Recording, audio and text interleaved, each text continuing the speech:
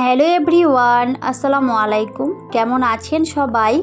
I hope সবাই খুব ভালো আছেন আর সুস্থ আছেন। আমরাও আলহামদুলিল্লাহ ভালো আছি। আমার নতুন একটি ভিডিওতে সবাইকে ওয়েলকাম করছি। আশা করছি আজকের এই ভিডিওটি সবার কাছে অনেক বেশি ভালো লাগবে। মধ্যবিত্ত পরিবারের বউ হয়েও কিভাবে অল্প টাকা ইনভেস্ট করে হাজার হাজার টাকা জমাতে পারি সেটাই আজকের ভিডিওতে শেয়ার করব। আশা করছি ভিডিওটি সবার কাছে অনেক বেশি উপকারে আসবে। তো যাই হোক, ভিডিও রিলেটেড কিছু কথা বলে নিই। তো এখানে বাবার বাড়ি থেকে কিছু আম পাঠিয়েছিল, তো সেটা একটু শেয়ার করছিলাম। আবির কিন্তু টক জাতীয় যে কোনো জিনিস খেতে অনেক বেশি পছন্দ করে, তো ওর জন্য কিন্তু একটা কাঁচা আম পাঠিয়েছিল।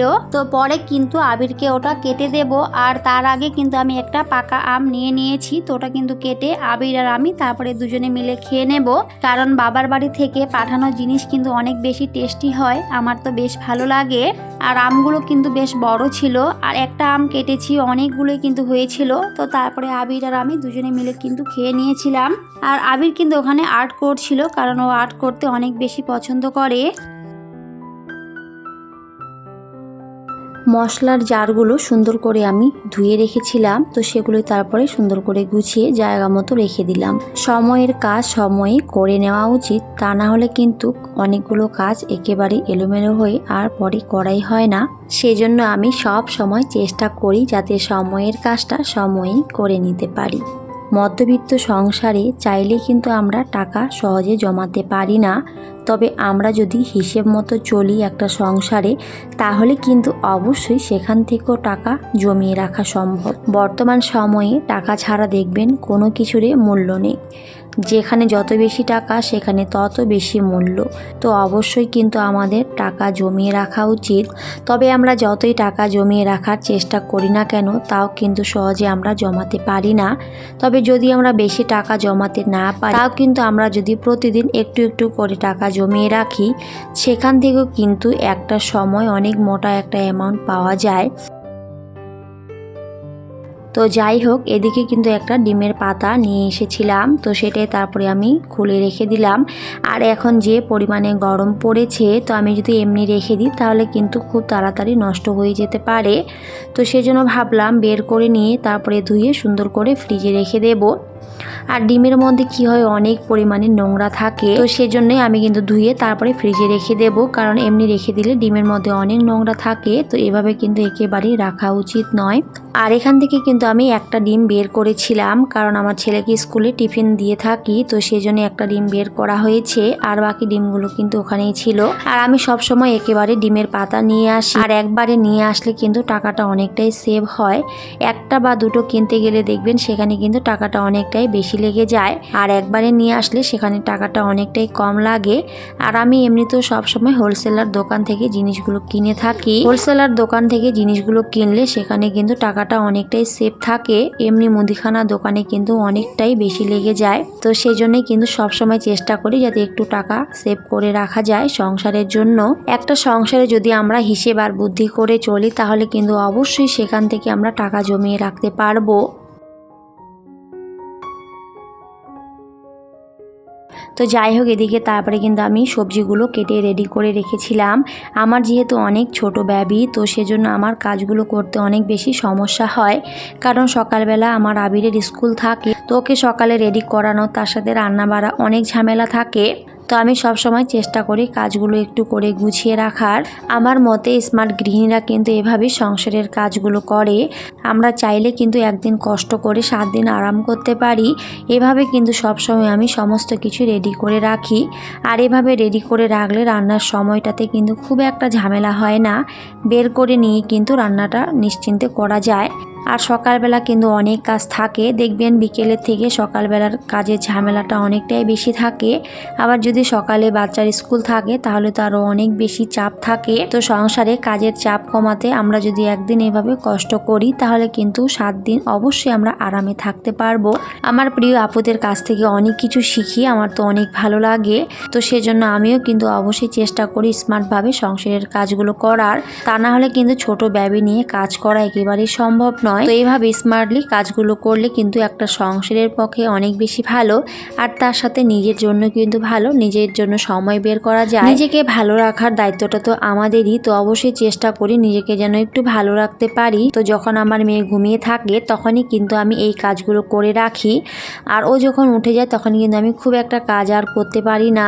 তো সেজন্য চেষ্টা করি একটু স্মার্টভাবে সংসারের কাজগুলো করার, আরে তাহলে কিন্তু আমার পরে খুব একটা আর কষ্ট হয় না। আমার মতে প্রত্যেকটা গৃহিণীরই এভাবেই কাজ করা উচিত। সংসারে স্মার্টভাবে যদি কাজগুলো করা যায় তাহলে কিন্তু খুব অল্প সময়ে কাজগুলো কমপ্লিট হয়ে যায়, আর নিজের জন্য কিন্তু অবশ্যই সময় বের করা যায়। তো যাই হোক, ভিডিওর প্রথমে যে কথাটি বলেছি যে আমি কিভাবে সবসময় অল্প অল্প করে টাকা জমিয়ে রাখি। আমরা যদি প্রতিদিন 10 টাকা 20 টাকা এভাবে যদি জমিয়ে রাখি তাহলে কিন্তু সেখান থেকে অনেক মোটা একটা অ্যামাউন্ট চলে আসে। মধ্যবিত্ত সংসারে আমরা চাইলেও কিন্তু একবারে অনেক টাকা জমাতে পারবো না, তবে আমরা চাইলে কিন্তু অল্প অল্প করে টাকা অবশ্যই জমিয়ে রাখতে পারি। খুব একটা বেশি যে রাখতে হবে সেরকম একেবারেই না, কারণ একবারে কিন্তু মানুষ অনেক টাকা জমাতে পারে না। অল্প অল্প করে জমাতে জমাতেই কিন্তু একটা সময় সেখানে অনেক বড় একটা অ্যামাউন্ট পাওয়া যায়। তো এভাবে যদি 10 টাকা 20 টাকা বা অনেকে 50 টাকা 100 টাকা এভাবেও কিন্তু জমাতে পারেন। যার যেমন সুবিধা বা যার যেমন আয় সেই অনুযায়ী কিন্তু আমরা এভাবে অল্প অল্প করে টাকা জমিয়ে রাখতে পারি। আর এভাবে জমাতে জমাতে যখন অনেকগুলো টাকা হয়ে যায় তখন কিন্তু সেখান থেকেও আমাদের প্রয়োজনীয় জিনিসগুলো আমরা কিনতে পারি। আমি কিন্তু এভাবেই সবসময় একটু একটু করে টাকা জমিয়ে রাখি, আর সেই জমানো টাকাগুলো দিয়ে আমি আমার ছোটোখাটো স্বপ্নগুলো বা শখগুলো পূরণ করি। খুব একটা বেশি বড় যে শখ পূরণ করা যায় সেরকম কিন্তু না, তবে চাইলে কিন্তু আমরা ছোটোখাটো যে ইচ্ছেগুলো সেগুলো অবশ্যই পূরণ করতে পারি। তো আমি এভাবেই চেষ্টা করি, আর সেগুলি কিন্তু আমি ভিডিওতে দেখে থাকি। তো আমি যেভাবে একটু একটু করে টাকা জমিয়ে রাখি বা আমার সংসারে আয় উন্নতি করি, তো সেগুলোই কিন্তু আমি ভিডিওতে শেয়ার করে থাকি। আর আপনারা সবাই ভালোবেসে আমার ভিডিওগুলো দেখেন আর অনেক সুন্দর সুন্দর কমেন্ট করেন, তো সবাইকে অনেক অনেক ধন্যবাদ আর ভালোবাসা। এভাবে সুন্দর সুন্দর কমেন্ট করবেন, আমাকে উৎসাহিত করবেন নতুন নতুন কন্টেন্ট তৈরি করতে। তো যেহেতু ডিম নিয়ে এসেছিলাম তো ভাবলাম আজকে ডিমের ঝোল করে নিব, আর বেশি কিছু রান্নার ঝামেলা আমি রাখবো না। এমনিতেও খুব একটা বেশি রান্নার ঝামেলা রাখি না, যেহেতু সকালবেলা আবিরের স্কুল থাকে, যেহেতু সংসারের সমস্ত দায়িত্ব আমাকেই পালন করতে হয়, তো সেজন্য কিন্তু খুব একটা রান্না বাড়া এখন একেবারেই করতে পারি না। আসলে ছোট বাচ্চা নিয়ে সংসারের কাজ করা অনেক বেশি কষ্টকর, তাও চেষ্টা করি যতটুকু দরকার ততটাই শুধু রান্না করার, এর বেশি কিন্তু রান্না করতে পারি না। আমার মতে একটা সংসারে যতটুকু দরকার ততটাই কিন্তু করা উচিত, বেশি করলে কিন্তু সেখানে সংসারের খরচটা অনেকটাই লেগে যায়, যেটা একটা মধ্যবিত্ত সংসারের পক্ষে করা একেবারেই উচিত নয়। এতে কিন্তু সংসারের আয় উন্নতি কখনোই হবে না। তো আমাদের সবসময় কিন্তু উচিত আয় বুঝে ব্যয় করা, তাহলে কিন্তু একটা সংসারে আমরা অনেক ভালো থাকতে পারবো, আর অবশ্যই টাকাও জমিয়ে রাখতে পারবো।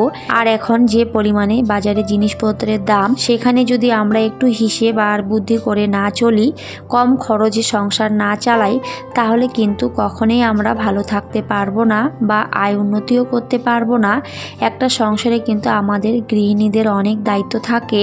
আমরা চাইলে কিন্তু সংসারের আয় উন্নতি বাড়াতে পারি, বা আমরা চাইলে কিন্তু একটা সংসারে একেবারেই শেষ করে দিতে পারি। সবটাই কিন্তু আমাদের উপর নির্ভর করে, আমাদের গৃহিণীদের উপরে। কারণ হাজব্যান্ডরা কিন্তু এই দায়িত্বগুলো খুব একটা পালন করেন না, ওনারা যেহেতু বাইরে থাকেন বেশিরভাগ সময়, তো সেজন্যই কিন্তু বেশিরভাগ দায়িত্ব আমাদের গৃহিণীদের উপরেই থাকে। তো আমরা যদি একটু হিসেব আর বুদ্ধি করে একটা সংসারে না চলি বা আয় বুঝে ব্যয় না করি, তাহলে কিন্তু কখনোই সংসারের আয় উন্নতি সম্ভব নয়। তো অবশ্যই আমাদের সেদিক ভেবেচিন্তেই কাজ করা উচিত।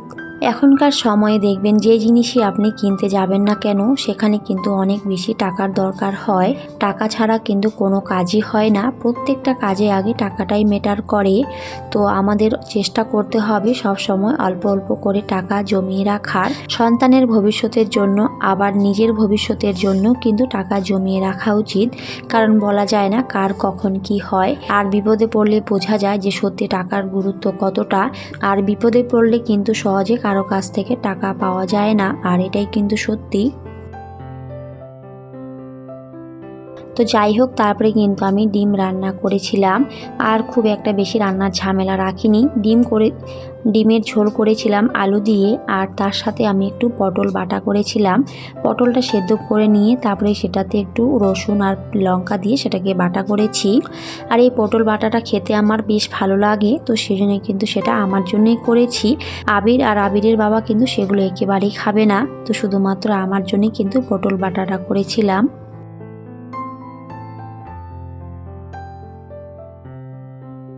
আর তার সাথে যে ডিমের পাতাটা এনেছিলাম, তো সেই ডিমগুলো আমি সুন্দর করে তারপরে ধুয়ে নিয়েছি। আর এইভাবে ধুয়ে নিয়ে ফ্রিজে রাখলে কিন্তু অনেক বেশি ভালো হয়, কারণ ডিমের মধ্যে অনেক নোংরা থাকে।